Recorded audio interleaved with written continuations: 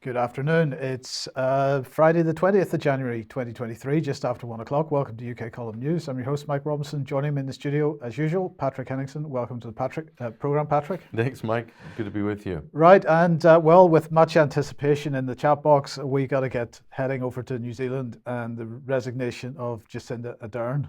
That's right, Mike. You know, it's a lot of gloom and doom sometimes on this news program, and we don't often get a chance to do a real, true, feel-good story, but once in a while they do come around on the news cycle, and this is one of those. Jacinda Ardern has announced her resignation, and it couldn't come too soon for a lot of New Zealand residents. But let's just look at the reaction here from the Walkabout pub somewhere in New Zealand. Let's take a look at the announcement and how people reacted.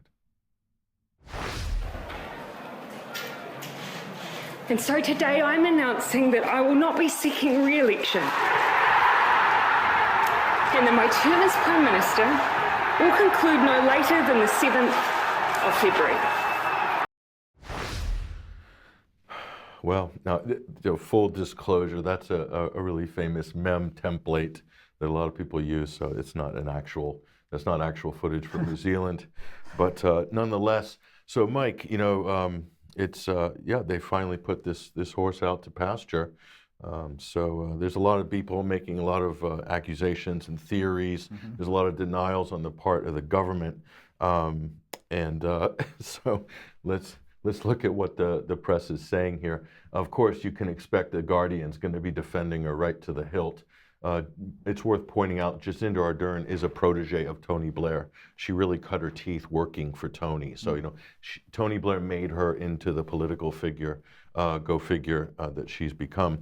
But here's what the Guardian are saying. This is the reason why she's resigned here, because of abuse and threats that's contributed to her resignation. Here's Kate Hanna, someone we featured on the program last week from the Disinformation Project down in Auckland, at the Auckland University here, and she's saying that their think tank has charted a significant increase in abuse, threatening material directed at Ardern, and believe it had likely contributed to her leaving the role. That's not what she said in her departure speech, but... No, but correct me if I'm wrong. This type of thing in the past would have been called political activism. Would have been called, criticism of public figures and things like that.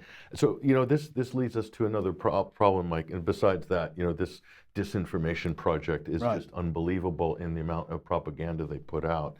But their politicians, and some, especially in small countries, have a real problem, Mike, dealing with criticism. And you can see this sort of backlash, this visceral reaction from the state. They don't like it. They don't like the fact that Twitter provides this sort of level playing field where Joe Public and the plebs, the deplorables, get to touch famous people by tagging them in tweets, and the criticism, the memes and things like this, they're horrified by it. And we'll tell you why that is, because especially in the case of Jacinda Ardern, she has cultivated a certain type of political brand, and she's really traded off that, Mike. And I think we've all seen that. We've reported on it here, and other outlets have. But just further on here on this one, so the scope of what we've observed over the last 3 years is such that there's no way it could not have been a contributing factor for any person, said Kate Hanna from the Disinformation Project, who gets government funding, by the way. So state-funded think tanks and media commenting about the government they've been trying to protect for 3 years. So that's an interesting development there. And so let's look at the rest of the conversation on this. What's the real reason, Mike, why she's resigning? She says it's because she wants to spend more time with her family, because there's nothing left in the tank, she said. Yeah. And what else? The demands of the job are just too much, and she's human and she wants to get back to her real life. But the reality is there's a general election coming up, and her party has been tanking in the polls. And she herself, her approval rating is really dropped massively. They're looking at a huge defeat in the upcoming general election. As leader, maybe her party could do better without her, because she's very unpopular, despite what the global media and the World Economic Forum crowd and the Guardian like to portray her as. Right. So here's the real reason. Here's just a little highlight reel of her. No, before we get to that, there's one more quote here that I think we need to mention, because this is really important.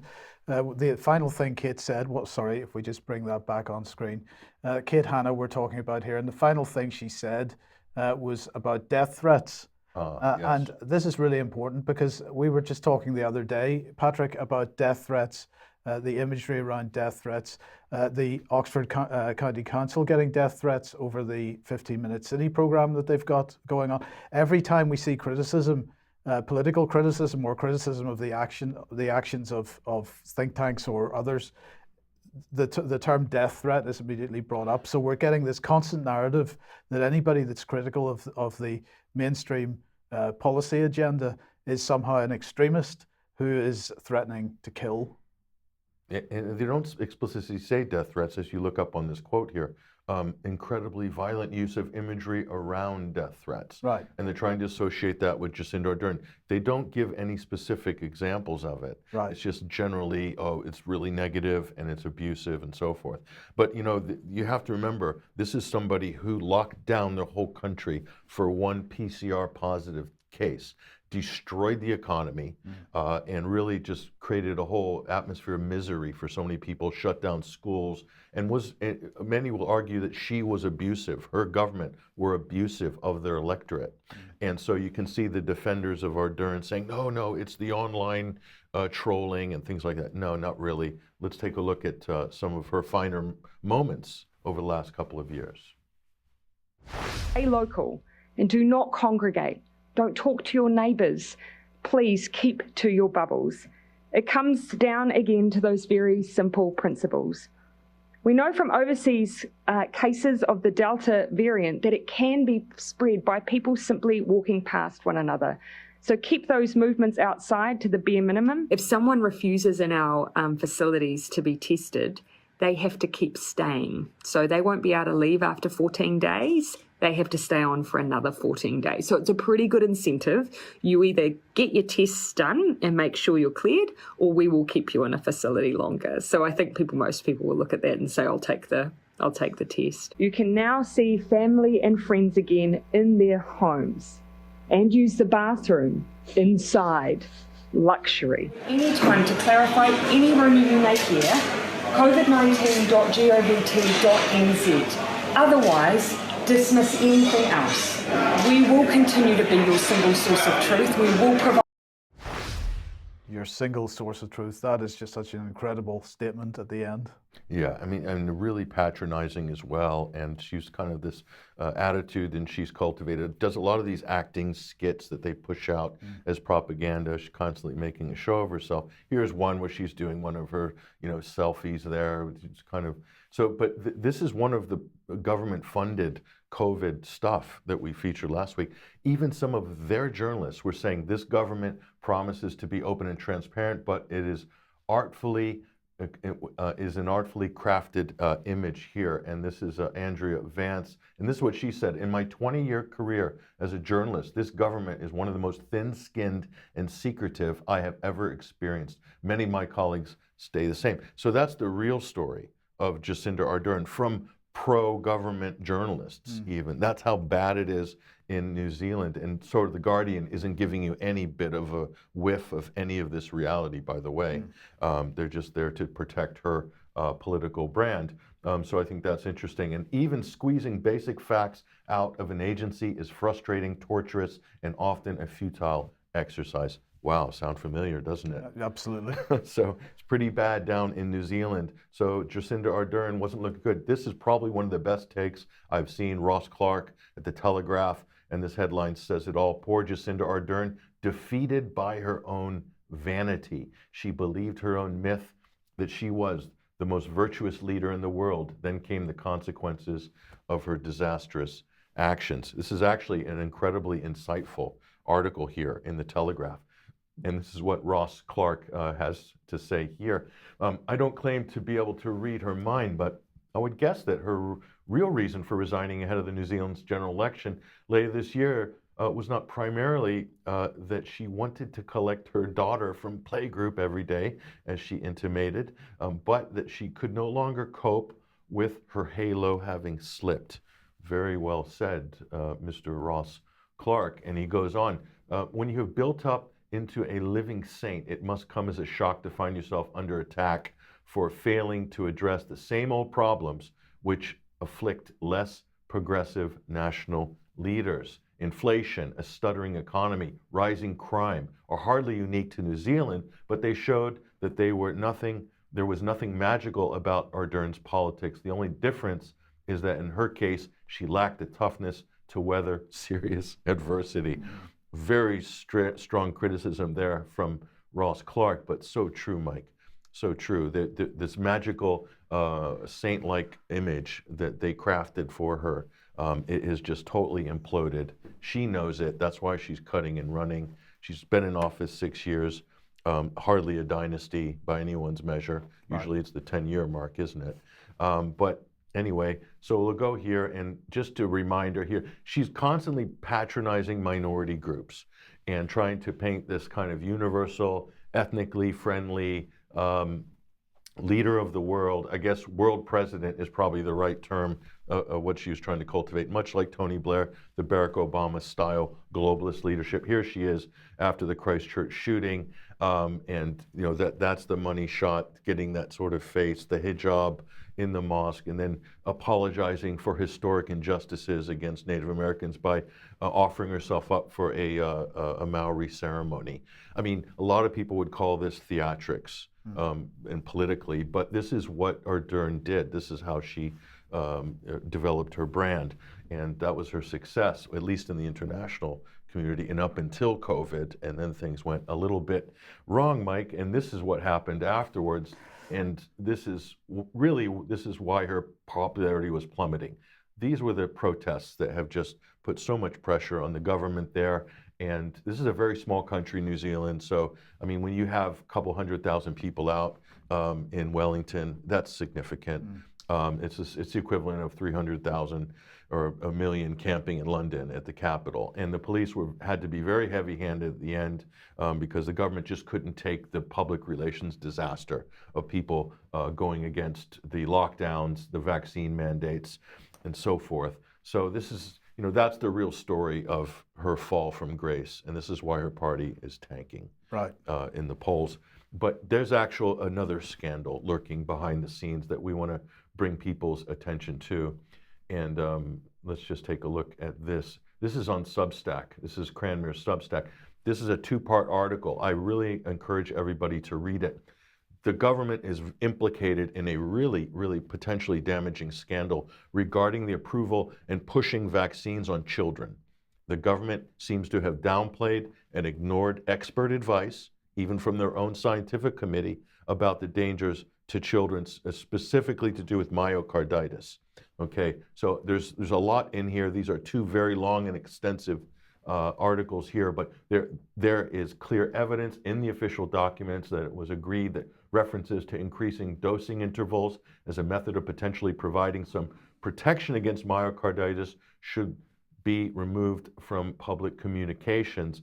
That's just a little taste of it. There was a reluctance within government to fully articulate the myocarditis risk to young people, provide them with advice, for instance, on resting after vaccination, as was given in Singapore, and give consideration to offering the adenovirus vector vaccine to young males. That's in part 1. Part 2, this is an interesting passage here, Mike.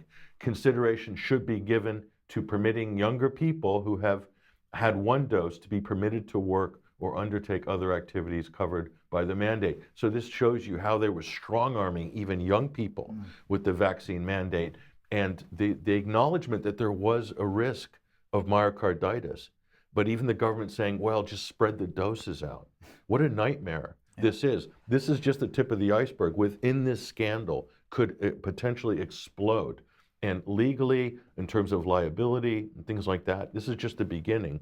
And I think Ardern knew about this. They saw the writing on the wall, and it was a good time to jump ship. Right. So they'll rehabilitate her image and hopefully get her back at Davos next January. Well, hopefully for them, perhaps. Yeah.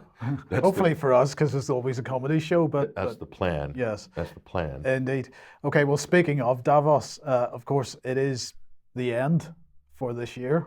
This year. So yeah, it's been a really eventful week at Davos. How can we best describe it? Comedy show. It's a clown world. Absolutely. To the highest order. Everyone's they're desperate, absolutely desperate. So we have some very choice clips to share. Okay, so let's have a look at the first one. This is Radio Davos. This is Radio Davos. So this was one of the overarching themes. This is Antonio Guterres, Secretary General of the UN, talking here. They had their own radio station, and this would pipe through all the communications during the week on site. But listen to this. This is really important. This will set the agenda here.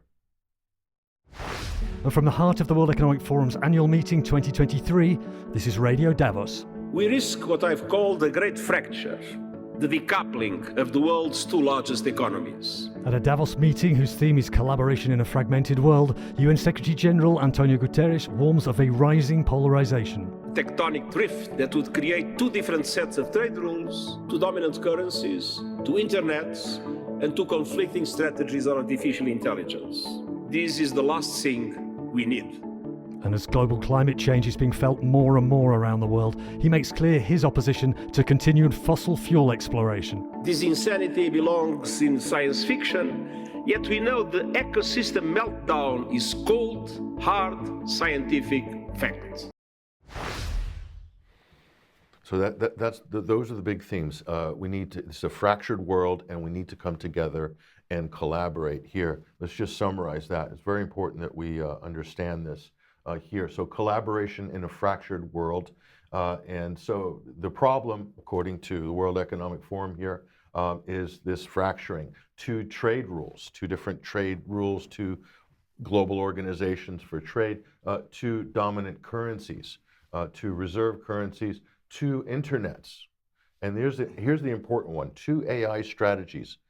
Now, when you look at this, you can see the potential. The main players at Davos are responsible for this division that's happened in the world, right? Especially post-Ukraine, the invasion of Ukraine. So the sanctions, the bifurcation of the global economy, global system, and so just back to that slide. The AI component is really important, and the AI component. The reason is, Mike, because AI is going to become a major, in terms of fifth or sixth generation warfare.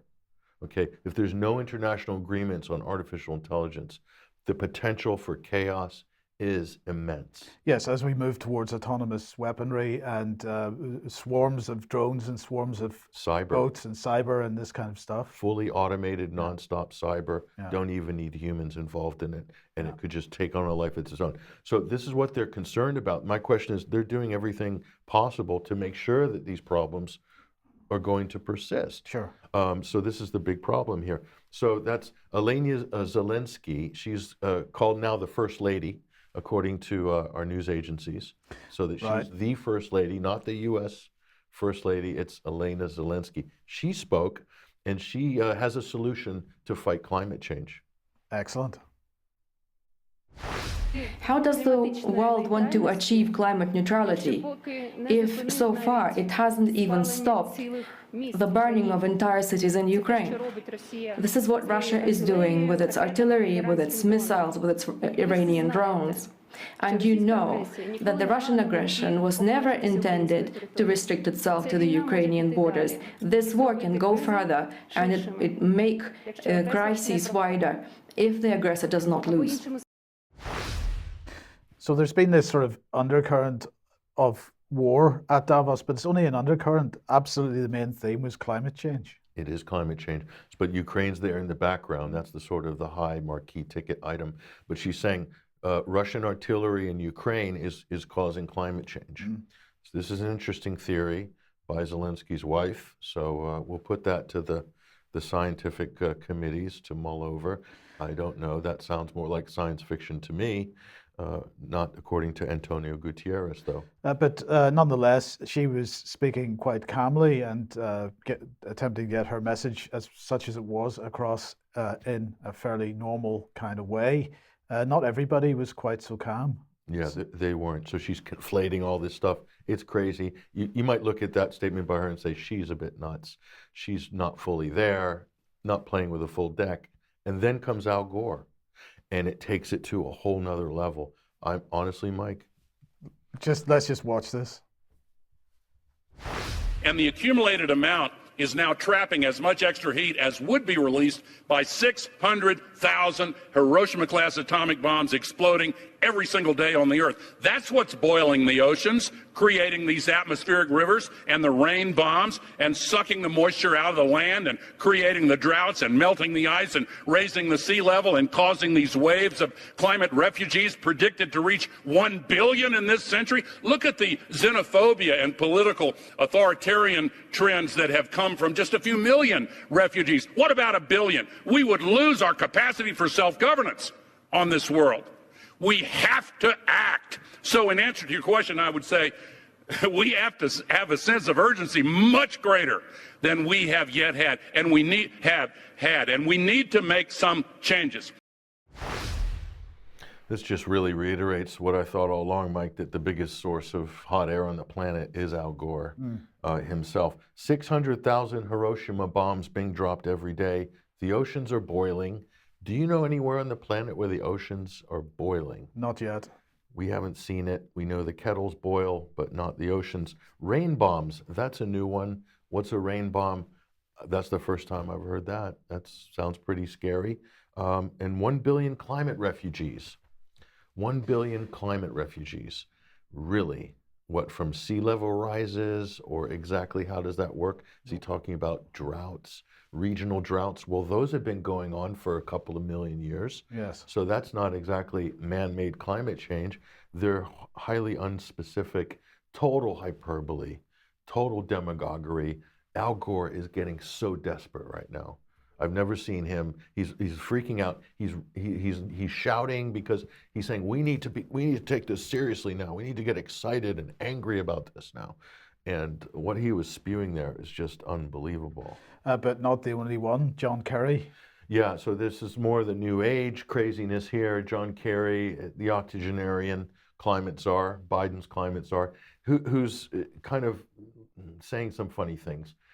We're calling this New Age Davos here. John Kerry is kind of calling on our better aliens to come and help fight climate change. No one knows exactly what he meant here, but he says, so when you start to think about it, it's pretty extraordinary that we, a select group of human beings at Davos, because whatever touched us at some point in our lives, are able to sit in a room and come together and actually talk about saving the planet. I mean, in terms of self-aggrandizing, yeah, this is really a new level here. So the great and the good, and Kerry continues. I mean, it's almost extraterrestrial to think about saving the planet.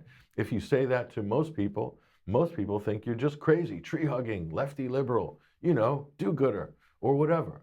And there's no relationship, but really, that's where we are. So that's how these people kind of envision themselves, as this sort of elite, the smartest people, the most powerful, skillful people coming together, technocrats, to save the planet from man-made carbon dioxide heating up the atmosphere. That's the basic theory, but there's no science that actually proves this. There's no evidence that man-made carbon dioxide is creating any significant warming. It's really all in computer models. And that is the basis of that little pit of the IPCC that they've all cherry-picked to say that there's a climate catastrophe coming by the end of the century. So, but if there's one person on this planet that I would trust to save the world, it would be Tony Blair. Right. Yeah, he was at Davos as well. That ghoul is still roaming around in public, which is a small miracle in itself that he's allowed to circulate amongst the population. But anyway, he's at Davos. So Tony Blair, and what could Tony Blair possibly have to offer the world when they get together to save humanity? This is what Tony has to offer. I think there's a huge impetus now for a national digital infrastructure. Digitization in healthcare is, I think, one of the great game changers. We should be helping countries to develop a national digital infrastructure, which they will need with these new vaccines. And then, finally, it's also about showing people and showing the political leadership that you can make a positive difference to your healthcare system by adopting these measures, because they've got an impact beyond any particular disease or pandemic. So he's sitting there next to Burla from Pfizer. Yes. And he's talking about these new vaccines. We need a digital infrastructure for these new vaccines, these mRNA vaccines. What's he talking about? Why do we need a new digital infrastructure for these new vaccines? He didn't come out and say it, Mike, but he's talking about vaccine passports. Right. And so Tony was pushing this for the last couple of years. He was haunting us. He was harassing the public with his vaccine passport, pushing the vaccine passports on everybody. He wasn't invited to do so. He's not doesn't hold office. Nobody knows quite what Tony does. But anyway, he claims that that's a really important priority for humanity, to get more mRNA vaccines into people's arms and track them. But if you want to track them, is that with tracking comes mandate? Yeah, I would think so. Yeah, that's what it looks like. Well, here's some reactions from Twitter on Tony Blair and why would we need a digital infrastructure with these new mRNA vaccines, says Lang. Are they moving to mandate mRNA vax and control your movement if you refuse to take them, like they did attempt to do with COVID already? And this is true. They did do this already. How soon we forget. And this is Eyes on the Horizon, says the irony of insisting on the implementation and tracking of vaccinations to save lives while contemporaneously decrying the overpopulation of the earth and drag on resources makes my hair hurt. Yeah. Very nice, very nicely said. So yeah, that's a conversation that they're having at Davos. Again, a lot of these are just unacceptable.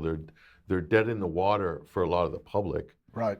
But in their conversation up there on those high-level panels, these are still priorities. That's the thing that I think is amazing about the World Economic Forum, is how detached it is from what most people feel and think. But when we say that the war narrative was sort of under an undercurrent of the whole thing, they rolled out, or they let him out of hospital for a day or wherever he is, Henry Kissinger. I think he was piped in remotely, but yes. He's 99, so Henry's getting on a bit. So he's changed his position. This is significant. So he's like the luminary. He's changed last year, Mike, he said after the invasion of Russia, he says, NATO should not be trying to coax Ukraine into membership. Ukraine should be neutral. Otherwise, there's going to be instability and potential war nonstop. So he's now, for some reason, maybe someone's got to him, who knows, but this is what he says. Before the war, I was opposed to the membership of Ukraine in NATO because I feared it would start exactly the process we are seeing now. And it did. He said, but now, he says, the idea of a neutral Ukraine in these conditions is no longer meaningful. It's hard to know why he changed his mind on this, Mike. It's really difficult. I don't see the logic in it, but then he is 99. So is it fair to say he might not be at the top of his game intellectually and cognitively? I think that's fair to say. Well, one person who hasn't changed their mind is Jens Stoltenberg. Never the sharpest tool in the box, but it got even worse at Davos. And if we thought, Mr. Gore was off his head there, really, there's some things to be said about Stoltenberg. Let's have a quick listen to what he said. It is extremely important that President Putin doesn't win this war, partly because it will be a tragedy for the Ukrainians, but it will be very dangerous for all of us, because then the message to authoritarian leaders, not only to Putin, but also other authoritarian leaders, is that when they use brutal force, when they violate international law, they achieve what they want. And that will be a very bad and dangerous lesson. It will make the world more dangerous and us more vulnerable. And that's the reason why, if we want a negotiated peaceful solution to the war in Ukraine, we need to provide military support to Ukraine. That's the only way. Weapons, they are the way to peace. So let's just put on screen what he said at the end there. Weapons are the way to peace, Patrick. There you go. Weapons are the way to peace. And he doubled down on this, tweeting this out this morning. My message to the World Economic Forum: to achieve peace tomorrow, Ukraine needs more weapons today. So there we go. That's what we have to say. Now, in the meantime, if we move on to Ukraine and so on, The Ramstein event conference, whatever you want to call it, 2023 is taking place. This is the 8th meeting that they've had, and the second that they've had since the beginning of the war. So here is our very own Defence Secretary, Ben Wallace, and also the Chief of the Defence Staff there behind, Admiral Sir Tony Radakin. So they've arrived at Ramstein Air Base for the 8th Defence Contact Group talks with what they describe as allies and partners about ongoing support for Ukraine and security issues. This meeting is going to, as we say, of course, be talking about tanks, which we're going to come on to in a second. Now, yesterday, somebody else who's appearing at this meeting, of course, is Lloyd Austin. But yesterday, he was meeting the new German Defense Minister, who is called Boris Pistorius. Now, he's getting a bit of criticism at the moment because he likes the Russians quite a bit. But they were meeting yesterday because Lloyd Austin was there to try and put pressure on Germany to sort of release the brakes on the supply of tanks to Ukraine. He just became a defense minister of Germany. Just a couple of days ago, yes. Yes. The former... she resigned. She fled under pressure, I'm told. So that's interesting. So Germany's really important because obviously it's one of the leading EU countries. They're being kind of positioned to take maybe a bigger role in NATO. Right. Sort of, but not really. But so they're really putting a lot of pressure on Olaf Scholz that he needs to deliver the tanks, he needs to send more arms, do more for Zelensky, do more for Ukraine. And if he doesn't, it's a bad look for NATO and for Europe. So here's what the German Bundestag decided just yesterday, Mike. They've said no Leopard tanks for Zelensky. So the German parliament voted this down. This is big news. And what's even more interesting, Mike, is what was said on the floor of the German parliament after this vote. Let's take a look at that. So we have some footage here. So what was interesting is this particular parliamentarian here, he's basically citing World War II. He's saying that sending German tanks to a war against Russia and Ukraine, our grandfathers already tried this, and it failed miserably. Unspeakable suffering, millions of dead on both sides, and finally Russian tanks in Berlin. Foreign policy is not sending tanks, but it should be diplomacy, he says. And that's the opposite of the message that Jens Stoltenberg is sending there. So that's a big thing. So again, despite all the pressure, the public will isn't there. The politicians aren't into it. It seems like there's almost like the Germans are they're waking up from their slumber a little bit. The hype of Ukraine is fading. Reality is setting in. Economic reality, political reality. The politicians are feeling it, Mike, in Germany, I think. And so we'll see if they're going to stay in their parliamentary seats in the next election if they're supporting this. So this is what the U.S. is saying about tanks. They're not going to send them either, Mike. So the M1 Abrams tanks, which is the marquee armored vehicle in the U.S. arsenal, they said, no, we're not going to send them to Zelensky. Why? And one of the main reasons here, Mike, is that there's a tremendous amount of support staff and maintenance staff, that's technical support that's required to deploy even a small group of Abrams tanks.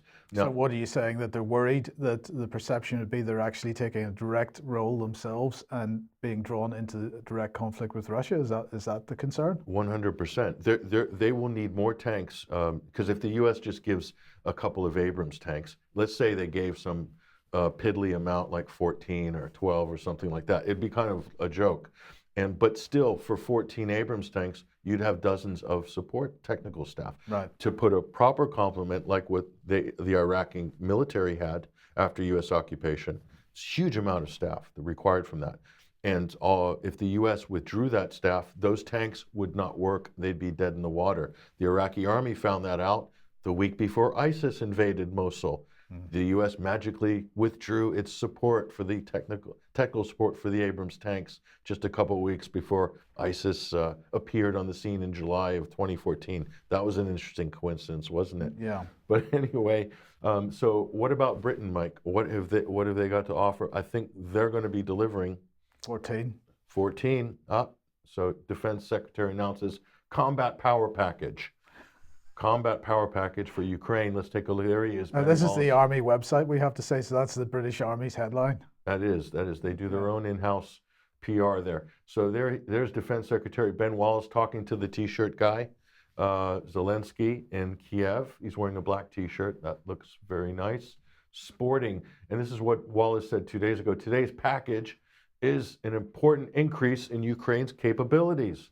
It means that they can go from resisting to expelling Russian forces from Ukrainian soil. That's a big statement, isn't it? So he's saying what Britain's going to give them is going to expel Russia from Ukrainian soil.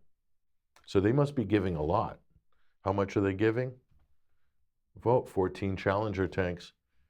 Is that going to make a difference? Well, I don't know. Look, we found an interesting graphic, though. This is the world's top 25 fleets of combat tanks. And we'll look at this list, but here, we'll just give your attention to number one. That's Russia. And how many have they got there? This is 2022 numbers here, Mike. 12,566 tanks. And we'll check Britain as well, see if we can find them in the top 25. Not there. Still, can't find Britain. Do you see Britain? No, Britain's not on that list. Britain's not in the top 25. Cuba's in the top 25. So Cuba's got, they've got 1,000 tanks. But there's Ukraine, Mike. There's Ukraine. 1,890 tanks. Next to Russia's 12,566. So add 14, add 14 to that, and you can see that's a massive upgrade for Ukraine in pushing Russia out. Now Ukraine has 1,000, how much is that? 1,904? Yeah. Is that right? Yes. So, things are looking good for Kiev. Things are looking up after this new package, this power package, power defense package. So let's just take a look at this again here. The Prime Minister is set to accelerate the UK's diplomatic and military support to Ukraine in the weeks ahead in a bid to push Russia further back and securing a lasting peace.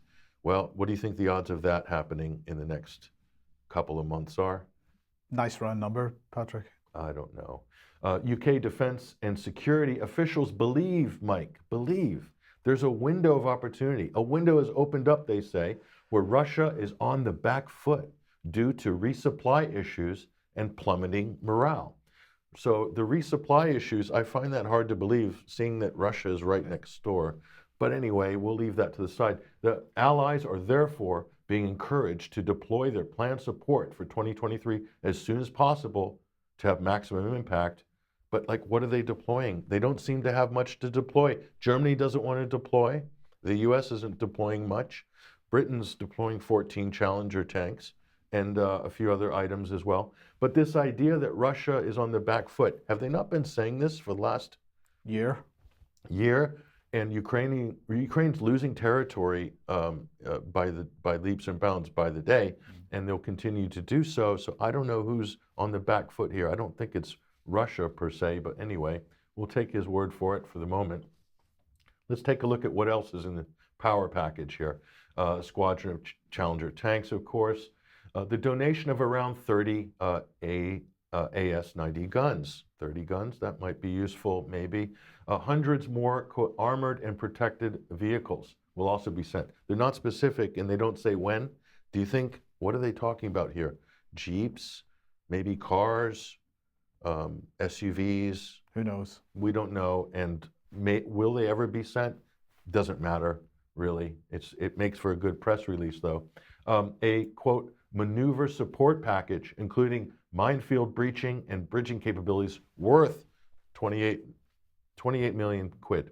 Okay, dozens of uncrewed aerial systems. What are those? Are those drones? Yes. Drones worth 20 million.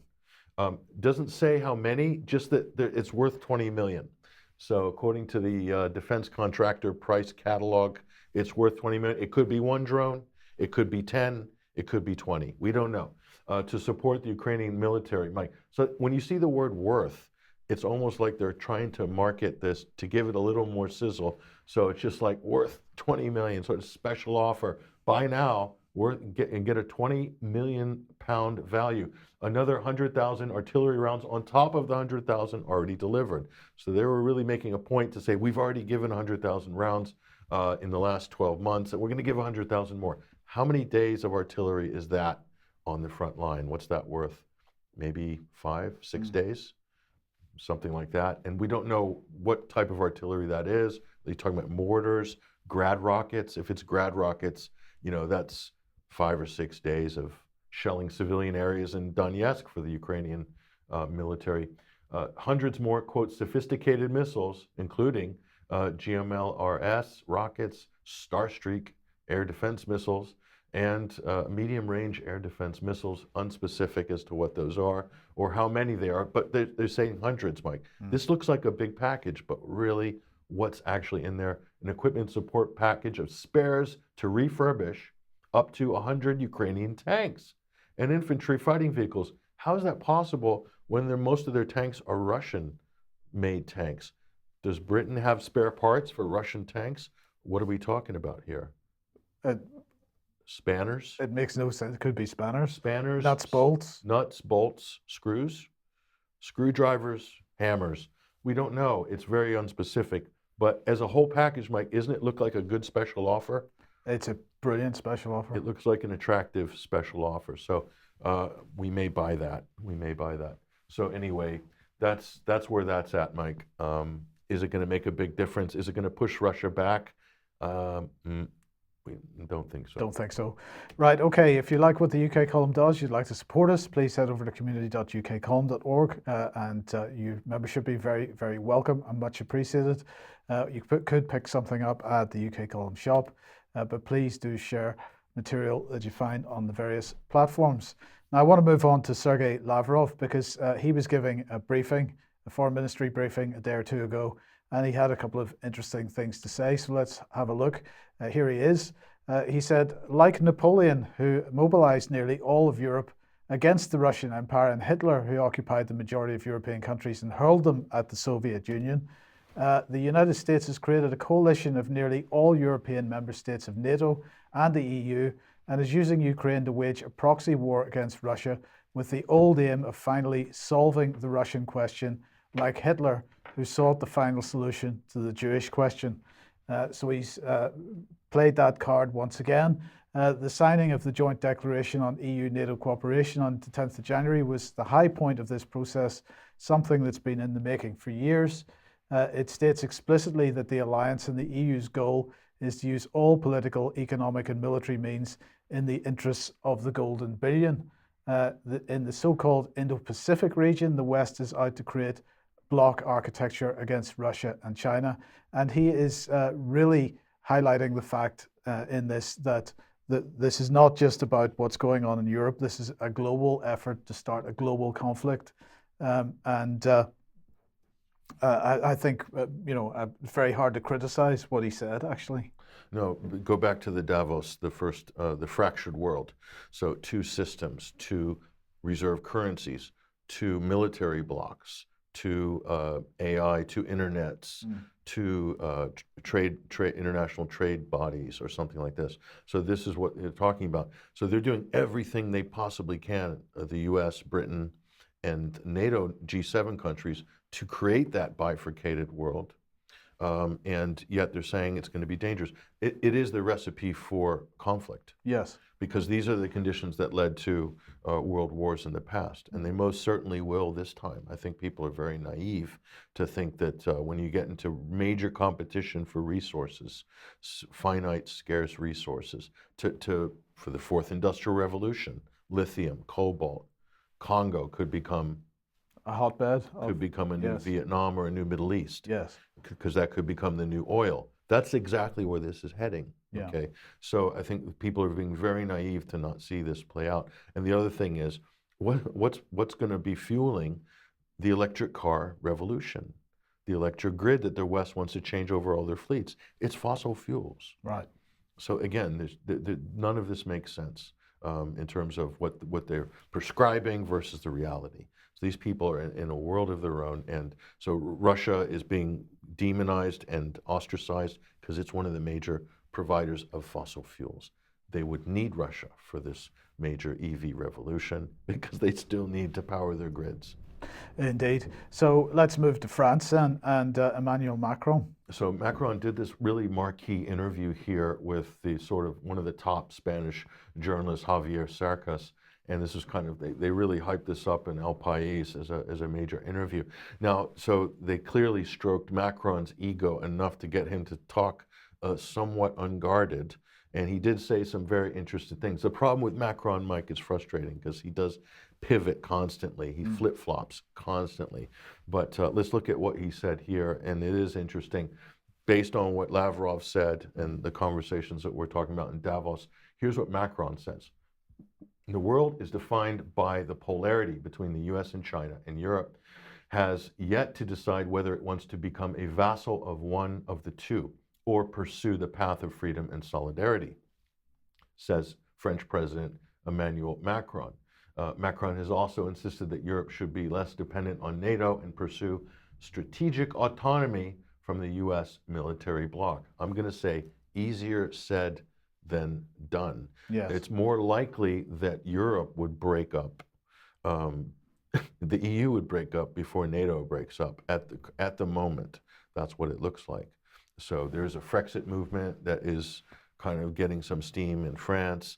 There's other European countries that are not happy. The economy is on tenterhooks in Europe. And in France, they're particularly unhappy about the raise in the pension age, which that's protests going on in the last week or two about that.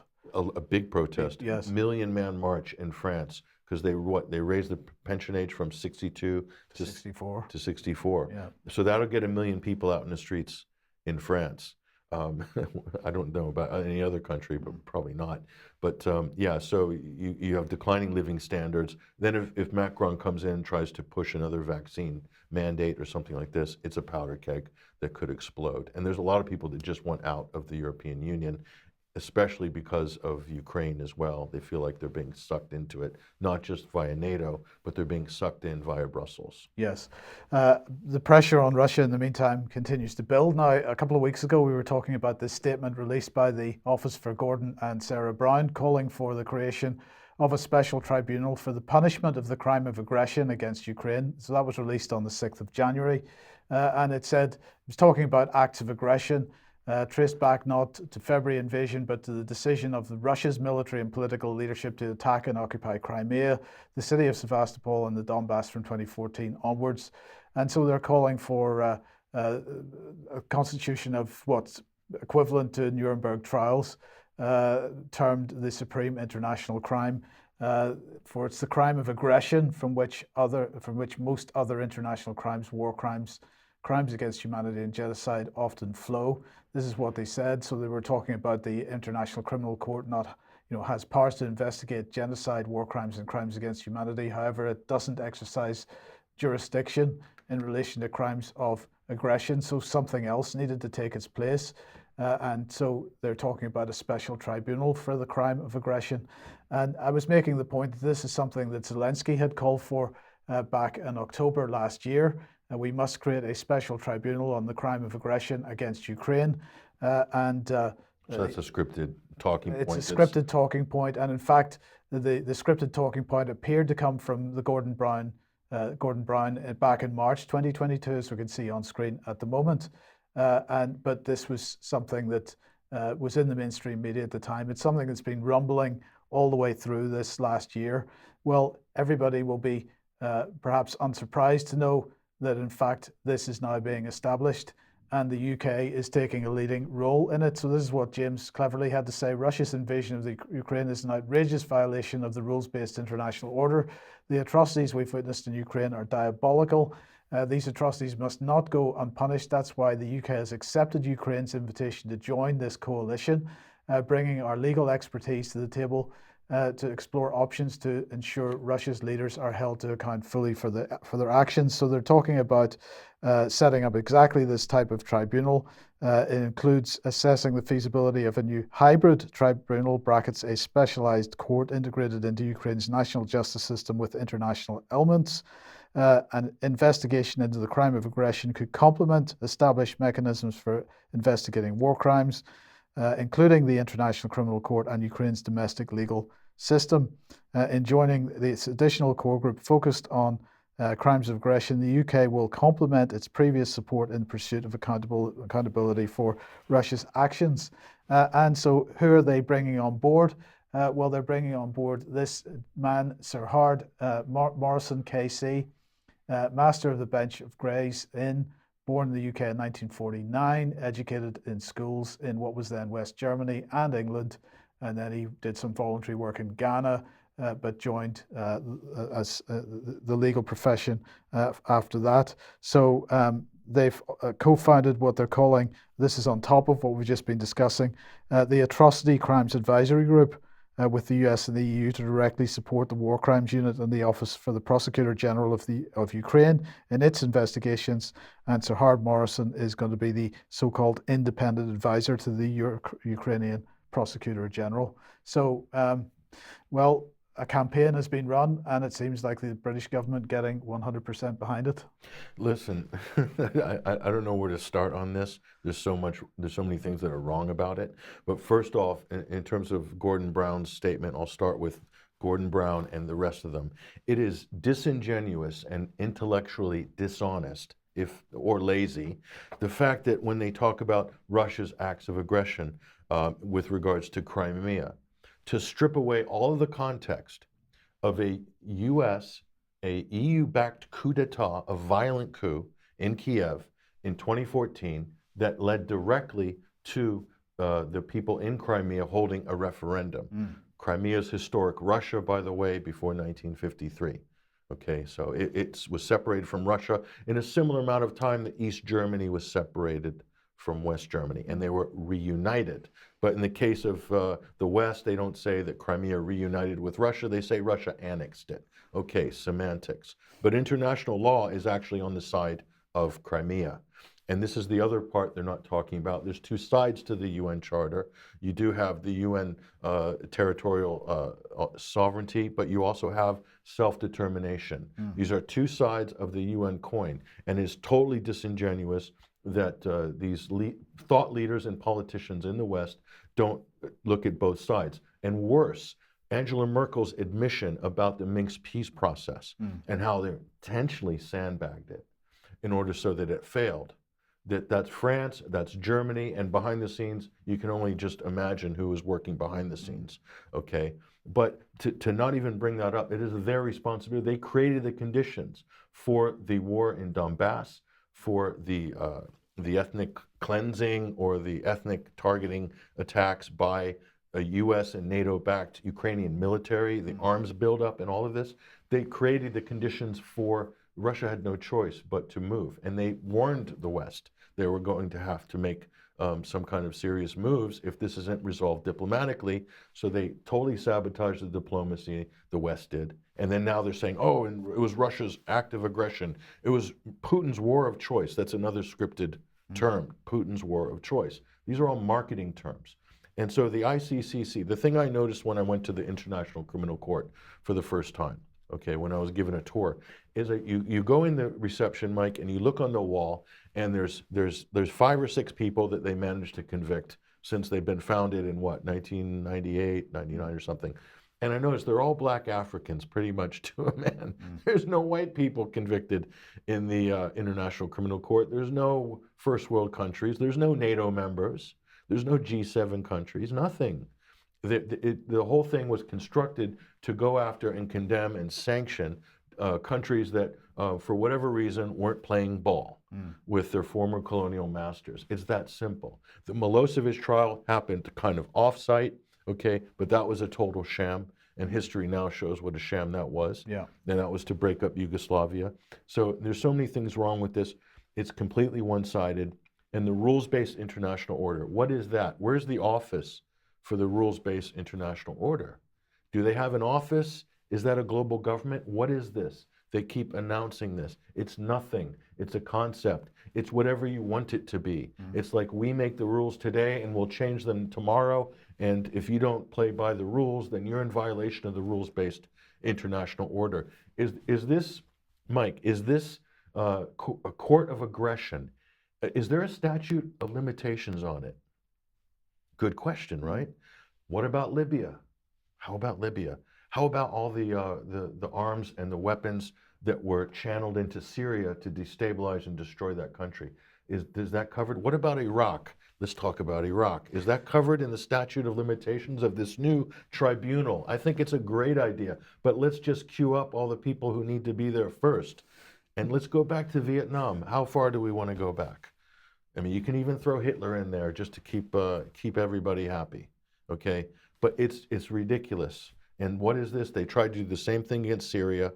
They tried to create this kind of legal framework to take down Bashar al-Assad. But all this is, Mike, at the end of the day, it's a toothless tiger. What it is, this just creates some kind of justification for ongoing sanctions. PR stunt. It's PR, but it's an ongoing effort that gives some kind of a legal justification or some sort of padding for sanctions, non-stop sanctions. Look how long Syria's been under sanctions. Look how long Iran has been under sanctions. Iraq might even have some sanctions on it still, I don't know. Yemen, they've destroyed these countries. These very countries that are calling for this tribunal have wrecked and ruined and killed and murdered, maimed, and leveled whole countries and populations. It is just rich that they're virtue signaling about this now, but still not even addressing the Ukrainian conflict, the context that led to the coup, the Maidan coup, and what happened after that, and what led to February 26th, 2022. They don't want to talk about that. That's not up for discussion. Yeah. This is such gaslighting, it's unbelievable. It is indeed. Right, okay, well, let's move on. And Vanessa Beeley is in Iran this week and next week. Well, she sent us over some video and a little report here. Now, we're going to show the report on the British Embassy, because the question in my mind, Patrick, has been, you know, what awareness is there within Iran about the activities of foreign agents in the country and so on. So let's just have a look at the British Embassy and Vanessa's report here. So on my first day in Tehran, we visited the British Embassy, which has been, as you can see, daubed in graffiti the entire length of the security wall around the embassy. So the number on the column here, it's 120. It's the hour that they murdered General Soleimani. That's when they assassinated him. And here, the writing, it says, "Be vakht Haj Qasem." This was the time they martyred him. And basically, here we are taking it back. And here it says,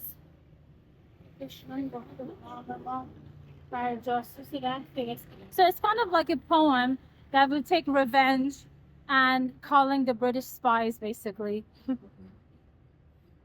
And then the long one here, it says "Qat rabite ba istemargaran," which means cut ties with the colonialists, with the imperialists. And here it says "Salam bar shahidan," saying salutes to the martyrs, basically. This is Laneye Tajziye Taliban. So the American embassy was called the Den of Espionage, and this is being called the Den of the Separatists. And it's down with the British, down with England.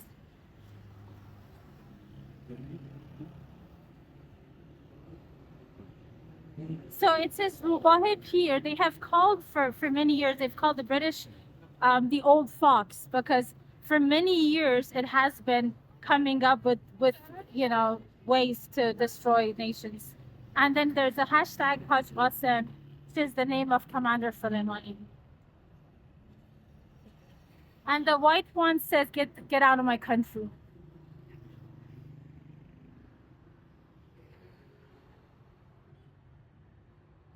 So here it says, your history is dripping with blood. And then it says, basically you're criminals. Yeah, don't film the rest. Yeah, you can film here. Film the door. Yeah. So this has the name of the British spy who was working with MI6, but he was working in some high levels of the country basically, and he was executed. And What they was wrote his his name name? here, Ali Reza Akbari, who was with the MI6. And then the rest of it is just down with Britain, down with England, and When I was filming the graffiti, I guess the security guy opened the side door to see what was going on. So I told him, no, it's fine, I'm British. So he closed the door again and let me continue filming, assuming, I guess, that I was outraged by the graffiti.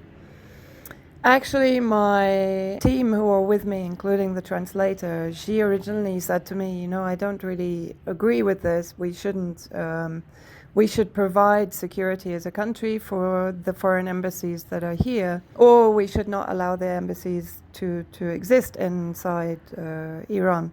Then she actually heard the story, which was told to us by a few people, that the British embassy was actually responsible for paying protesters in Tehran to paint graffiti on all the walls of Tehran, criticizing the Iranian government and leadership. So then her reaction changed to the extent that, if Britain, as per normal, is interfering in our state affairs, and the interference by the UK, by MI6, goes back decades, if not longer.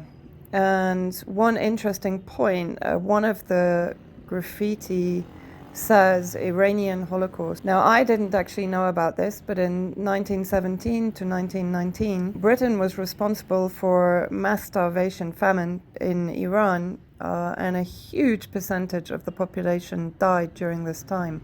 Not only from starvation, but also from the actions of the British. So Britain, as I said, has a very long history of interference in Iranian state affairs, including, of course, in 1953, the coup against President Mossadegh, who was trying to nationalize Iranian oil and to get it out of the grasp of the Iranian British oil companies, of course, predominantly managed by the British. And this has also repercussions now, at this time in Iran, that Britain is again fomenting protests and demonstrations against the government, because, of course, what does Britain want? It wants to reinstate the son of the Shah, who was deposed, of course, in the 1979 revolution, because for Britain particularly, this would mean that, again, they have a chance at securing Iranian oil resources. So clearly there is an element within the Iranian population that is aware of British interference. US as well. I'm not singling Britain out particularly here, but that it was the British embassy that we were looking at there. More than an element. Well, more than an element. One of the things that Vanessa has said to me is, and we'll have more from Vanessa on Monday, but one of the things that she said to me is that the feeling she gets from being in Iran now compared to the last time she was there, I think, which was 2016, 2017, something like that, the country has changed, that it's a lot more fractious than it was. And she gets the feeling it feels to her a lot like Syria felt before 2011. Mm-hmm. And I think that was a particularly worrying comment from her, because with what is clearly Western interference in the country, the opportunity to foment a Syria type internal conflict is there, and that I think would be really sad. Well, the whole point of fomenting instability in a country, whether it's Syria or Iran, is you need to attack the country economically first, and you need to attack its agriculture, its import-export. You need to really tighten the screws to create a vice grip on society in the country. That's what happened in Syria. That created the conditions where you have pockets of discontent. And then they open up for, ask for Western help and sponsorship, whether it be political, financial, weapons, fighters, and things like that. And that sort of started the ball rolling in Syria.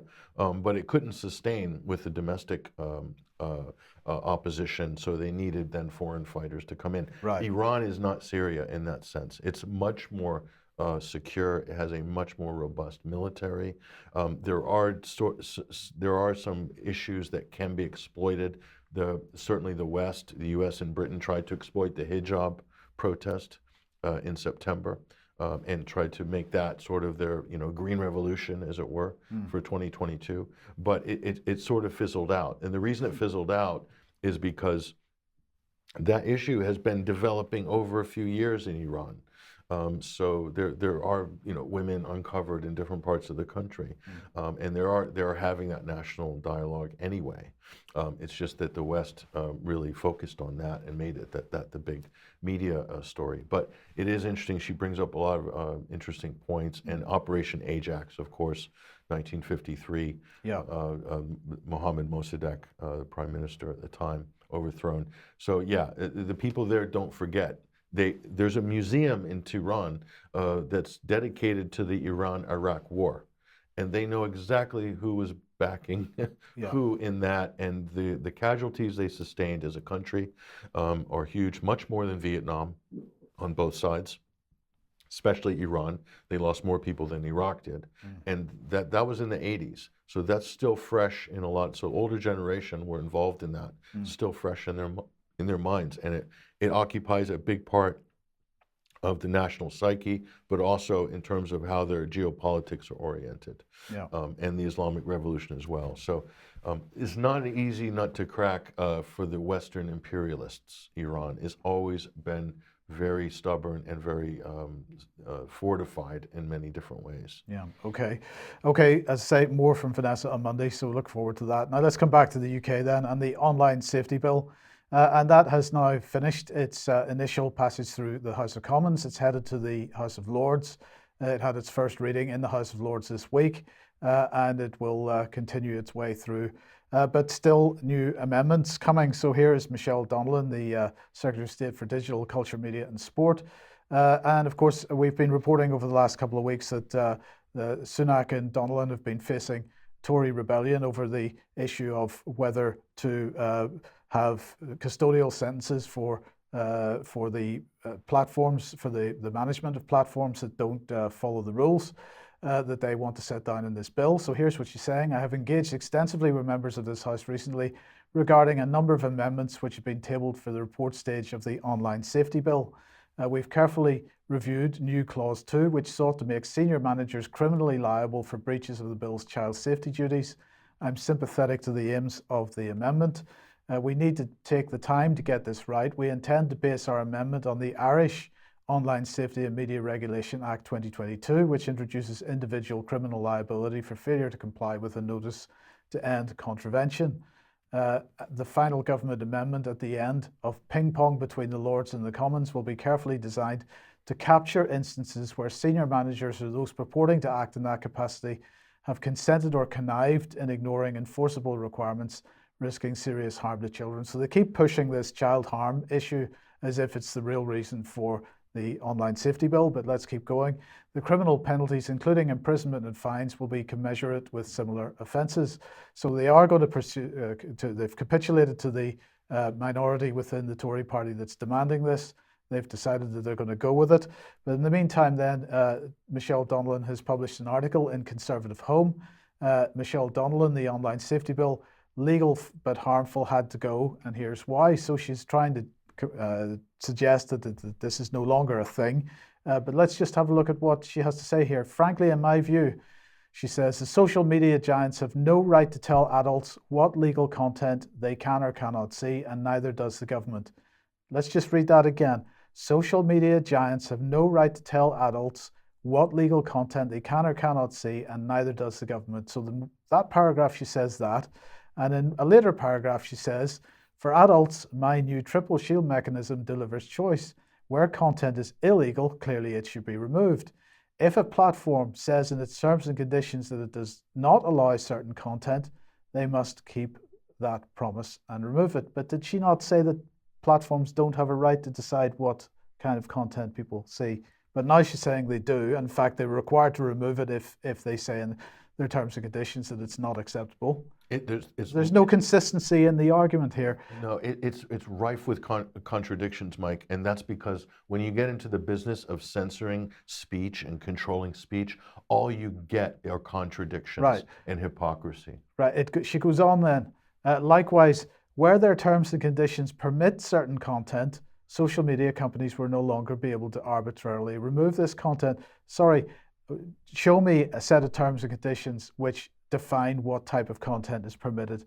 You can't possibly list the types of content which are permitted in terms and conditions.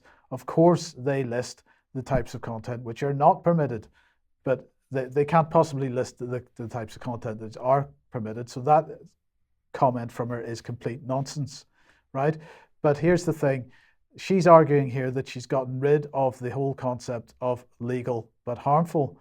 And we can debate what the term harmful means or who it is that's being harmed. But here's one of the other things that she wrote in her written answer. Aiding, abetting, counselling, conspiring, etc., those offences. Now, she's talking here about illegal migration and people smuggling into the UK. And she's suggesting that posting videos of people crossing the channel which show this type of activity of bringing people into the UK in a positive light could be an offence that is committed online. So correct me if I'm wrong, Patrick, but at this point, it is not illegal to film anybody coming across the channel and posting it online, but they're going to try to make it, even though it's legal, they're going to say it's harmful. They're not defining who it's harmful to, but they're going to make it a criminal offence to do that. So the whole issue of legal but harmful isn't really going away. It's kind of being sort of pushed to a lower priority, at least in terms of the headlines, but it's still there. This is confusing, Mike. So if you show it in a positive light, in other words, if you're cheering for... If you're cheering for migration, now I'm not suggesting we should be cheering for migration by any means, but the point is it's not illegal. It's a thought crime. Right. It's what has the mainstream media been doing over the last several years but cheering for migration, right? And so when they do it, though, that will be protected because they're in the media. But if somebody else who feels that it's a good thing that migrants are coming to this country. Like a resident who lives in Kent or Folkestone or Dover or something like that, who's concerned about this, will they? Well, no, they would be posting videos that are against the migration. But suppose they were in favor of it. How can that be a criminal offense? That's just their opinion. So this is something which is legal, but she believes is harmful. And therefore, the concept is still there. What they're missing here, Mike, is they cannot prove any mechanism that if somebody from Kent was filming a boat coming across the channel and said, "Yay, more immigrants," show me how that translates into any actual harm. If it's some random post on Twitter, or even if it's like some people say, give it 100 people give it a thumbs up. What exactly does that mean? Where is the social harm in it? She is arguing that it could be interpreted as promotion of people smuggling, which is complete nonsense. But anyway, it is. No, you have to get more granular and more specific. They don't want to. No. They want to keep it totally wide open, arbitrary, so that they can move the goalposts as and when they want. That is the problem with this, and this is also the problem with the online harm concept.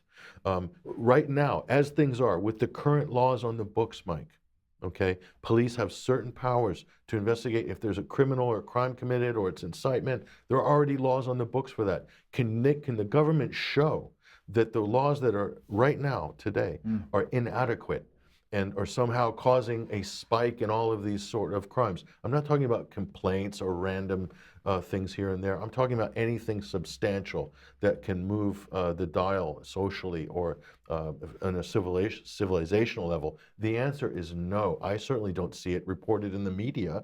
I see a lot of people talking about we need to do more, we didn't do more.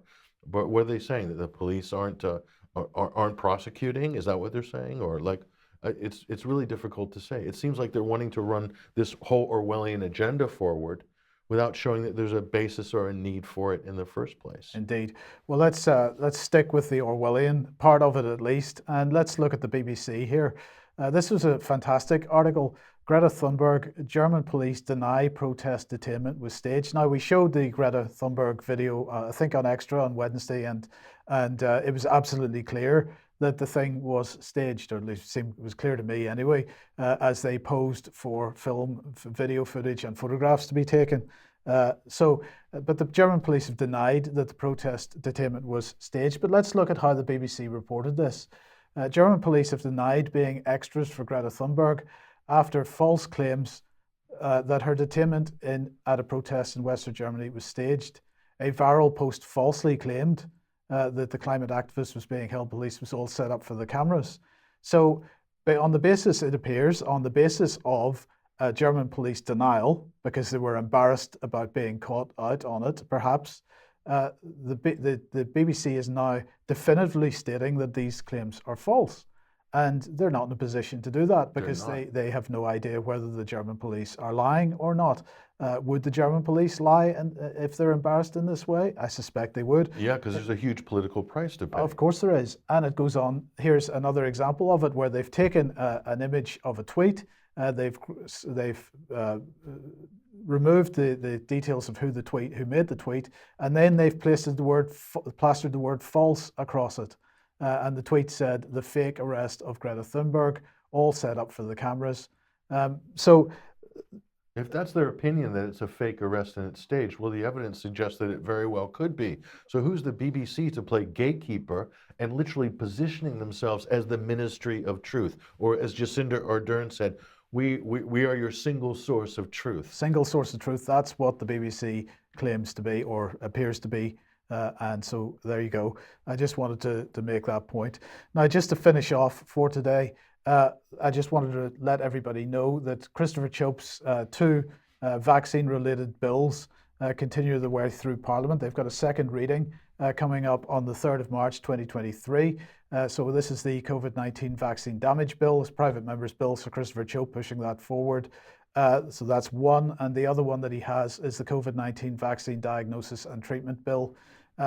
Both of these, I believe, should be getting some support. And so 3rd of March is the second reading. Plenty of opportunity for anybody that's watching this programme to be lobbying their MPs and getting support for this. I think it needs everybody to be getting behind it. So that I just wanted to make that point. Look, we're going to end there for today. Thank you, Patrick, for joining us. Thank you for joining us. Vanessa will have more for us over the coming days. And we will be back for some extra in a couple of minutes, but otherwise at 1 p.m. as usual on Monday. Have a great weekend, and we'll see you then.